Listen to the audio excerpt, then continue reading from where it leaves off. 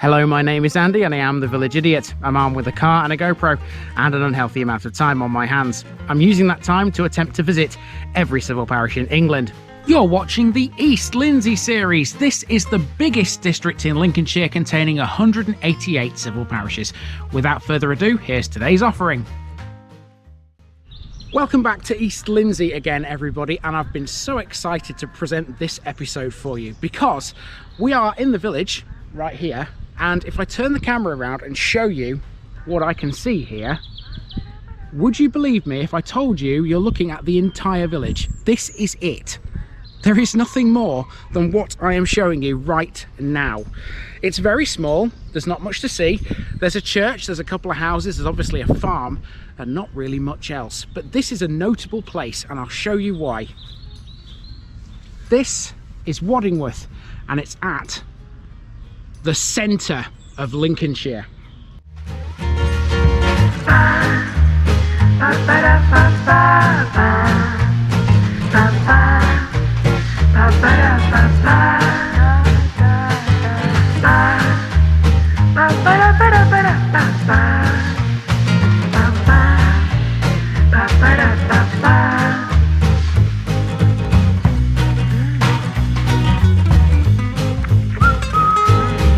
The East Lindsey series is sponsored by Gainsborough Cycles 01427 617 752. For all your cycling needs, this is your one-stop shop, located at 20 Ropery Road, Gainsborough, or online at gainsboroughcycles.com. There's a link in the description.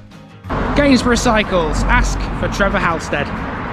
Here's my disclaimer for people who may be watching me for the first time. I say things as I would in my native accent and dialect. As a result, I may not pronounce things in the same way as the locals do. Remember, I'm a visitor. It's impossible to know everything. Leave me a comment, spin me a like, and bash that subscribe button. Let's get to today's parish video.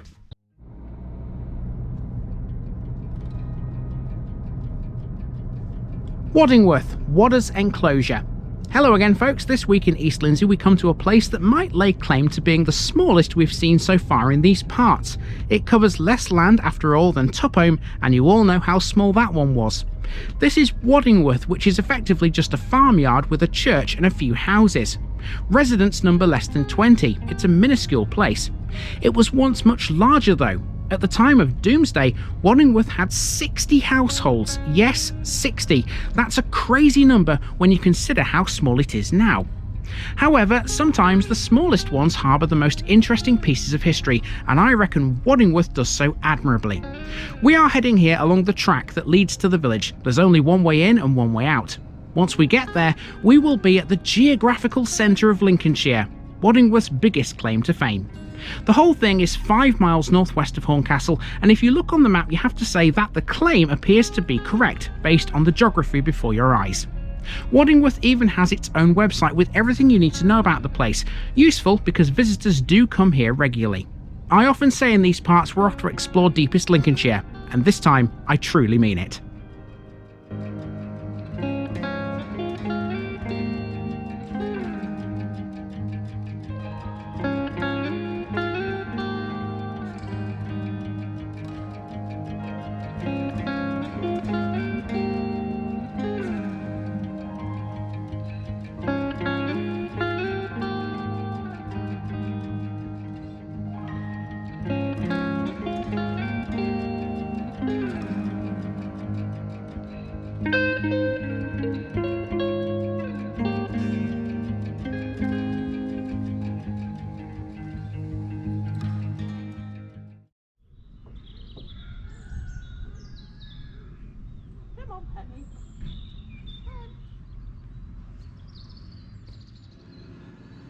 With not a lot to see here, the biggest and most well-known landmark is the Church of St Margaret, located almost on the exact spot which claims to be the centre of Lincolnshire. This, a former parish church and mortuary chapel, is built of greenstone with brick patching. Originally it dates back to the 13th or 14th centuries. Indeed, incorporated into the stonework over the door is the carved top of a 13th century grave slab. In 1808 it was recorded as dilapidated, and in the same year it was rebuilt. It was again reported as ruinous in 1904 and was restored in 1913 by H.F. Traylan. It's now privately owned. After serving the village as a church, it was later used as a store by the farmyard, and it's still disused today. Now though, the building is open to visitors, and the interior looks a lot more like a normal parish church. The delightfully furnished interior is mostly due to Trayland's work. He converted the box pews into panelling and provided a simple English altar. Trayland also retained some furnishings, including the pulpit and the Georgian altar rails. All the furniture is painted green. The only significant monument in here is a slab in the nave floor to Edmund Dymoke. Well, I don't like to use the word pokey when I'm describing churches like this because I think it's a bit derogatory, but it is certainly a pokey little church. Look at these timbers in the ceiling. You don't see that everywhere, do you? Exposed bare timbers. Fabulous. Really, really old building this. It's beautiful as well. It's certainly well maintained. And I guess it has to be because this is kind of like a tourist attraction, I suppose. Waddingworth has its own website which tells you all about the church, and it tells you all about the farms and the history of the area, and of course it being right in the middle of Lincolnshire. People are attracted to this for that very fact, but of course, you know, we're here for other things as well. But yeah, fabulous church, fabulous little place. And to be honest, apart from this, all there is out there is a farm and a couple of houses and a few other bits and bobs. And we're going to have a little walk around. There are farmers around at the moment today, so obviously they'll be. I'll try and avoid them as best as possible because they'll be out working at this hour. It's certainly light enough for it. And we'll see what else Waddingworth has got. But to be honest, it ain't much. Although tiny, Waddingworth has a story to tell. In the 1500s, this was the home of Sir Henry Hubbartson, who travelled to London to become a merchant tailor.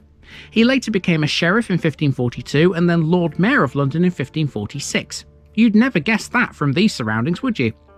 The yard we're in the middle of here belongs to Red House Farm. Run by a father and son, it grows winter wheat, spring oats and spring beans.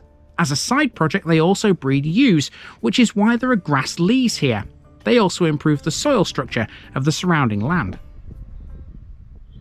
So obviously there's no walking route in this one because, you know, what would you see on the Strava? Basically, it would just be me walking around this whole farmyard and around the church. It wouldn't be worth putting it up, really, would it?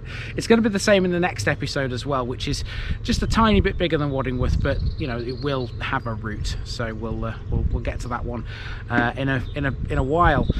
But as far as Waddingworth goes, we're pretty much done here. I'm just going to drive back out and show you the view going back out towards the road. I'm trying to fill 8 minutes here because, you know, I like my videos to be more than 8 minutes long. It's definitely a struggle in this place, but it's certainly an interesting one, isn't it? Bring yourself here, have a look at St Margaret's Church and the farmyard and everything else. It's quite an experience, actually. As we drive away, let's fill in a few more bits. Another important aspect of Red House Farm are the various stewardship schemes it operates. These schemes enable the growth of crops, but also support a diverse range of wildlife, including the farm's very own group of wild deer. There are also resident honeybees too. Red House Farm is also involved with Farmer Time, an organisation that brings farming life to the classroom through digital communications. School children from Yorkshire regularly chat to the farmers here to discuss ideas, ask questions, and gain a real-time understanding of the daily life of a Lincolnshire farmer. And if you come here yourself, you can come for more than just a church. Red House Farm also has a pop-up coffee shop called the Kettle and Cake, open during seasonal events. One of these is a pumpkin patch, established in 2017, where you can come to Waddingworth to pick your own. In October, you can even try their signature pumpkin muffins. It's busy at Christmas too, because they also sell Nordman fir and Norway spruce trees in sizes ranging from 4 feet to 8 feet tall. Firewood was also available too until recently. So that's Waddingworth. It's not just a village, it's an entire community, slap bang in the middle of Lincolnshire. And it's brilliant. See you soon. Thanks for watching this video, folks. Don't forget to like this episode if you haven't already. It really makes a difference with YouTube. If you're new here, subscribe to the channel for more videos like this, and give us a share too if you've got friends who'd like it. You can find all the links to my social media accounts below, as well as my Buy Me a Coffee page where you can donate to the channel. Also, if you've enjoyed this episode, have a look at some more videos in this series. Until next time, I've been Andy, also known as the Village Idiot, and I'm out.